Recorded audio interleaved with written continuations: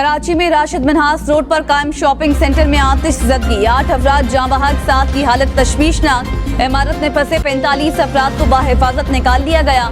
दर्जनों दुकानें जल गई। फायर ब्रिगेड की 6 गाड़ियां और स्नार्कल की मदद से आग पर काबू पा लिया गया।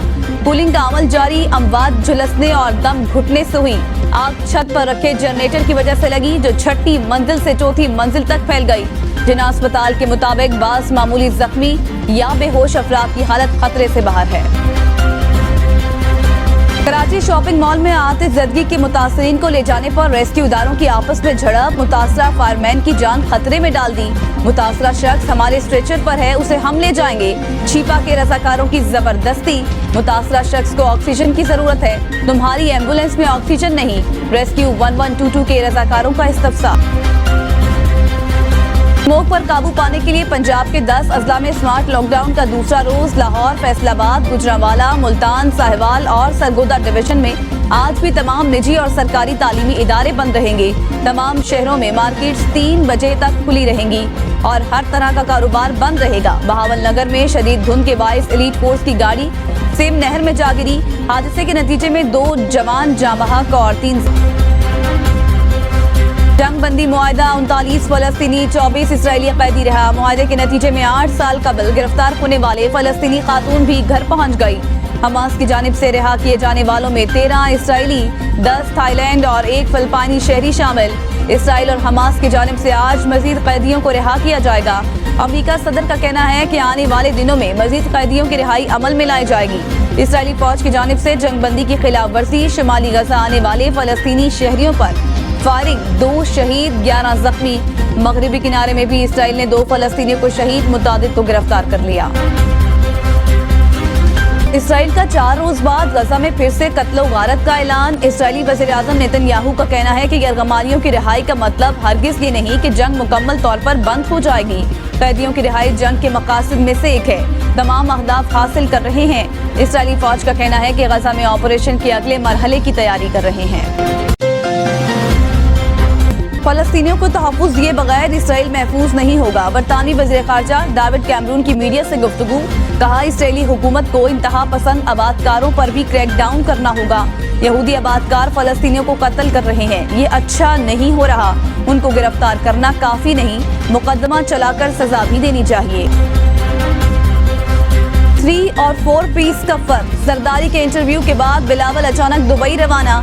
साबिक सदर आसिफ अली जरदारी ने 3 पीस और 4 पीस का फर्क बताकर बता दिया कि बाप बाप होता है। साबिक सदर आसिफ अली जरदारी का कहना है कि पीपल्स पार्टी इलेक्शन लड़ेगी, उसका टिकट जारी करने का इख्तियार बिलावल नहीं उनके पास है। बिलावल को जो टिकट जारी होगा उस पर भी दस्तखत उन्हीं के होंगे। साबिक सदर का कहना था कि बिलावल अभी ज़ेरे तरबियत है। नई पूत की सोच यही है कि बाबा को कुछ नहीं पता। आसिफ अली जरदारी की दुबई आमद फरियाल तालपुर को भी तलब करनी। पीपी मुखालिफिन की मुलाकातें। आम इंतखाबात में नए इत्तेहाद बनाने के लिए कराची में 2 बड़ी बैठकें। नून लीग के वफ्द की बहादुराबाद में MQM से मुलाकात। इलेक्शन मिलकर कैसे लड़ें, सीट एडजस्टमेंट कैसे होगी। लीगी वफ्द और मुत्तहिदा में दूसरी बार मुज़ाकरात। ANP के रहनुमा शाही सैयद के घर भी MQM और मुस्लिम लीग नून की बड़ी बैठक लगी। निहाल हाशमी ने ऐलान किया कि शहबाज शरीफ NA 249 कराची से इलेक्शन लड़ेंगे। हम करप्शन और पीपल्स पार्टी के खिलाफ हर हल्के में मुकाबला करेंगे। अमीनुल हक ने कहा कि हमने एक अलायंस बनाया है और सीट एडजस्टमेंट की है। JUI, GDA और दीगर जमातों के साथ भी राबते बढ़ा रहे हैं। निगरान वज़ीर-ए-आज़म अनवारुल हक काकड़ की ज़ेरे सदारत खुसूसी सरमायाकारी सहूलत काउंसिल की एपिक्स कमेटी का इजलास। मुल्क में सरमायाकारी के फ़रोग़ के लिए उठाए जाने वाले इक़दामात का जायजा लिया गया। इजलास में आर्मी चीफ की भी शिरकत। Army chief general Syed Asim Munir ने पायदार मुआशी बहाली में पाक फौज की हुकूमत के साथ मुकम्मल ताउन के आज़म को दोहराया।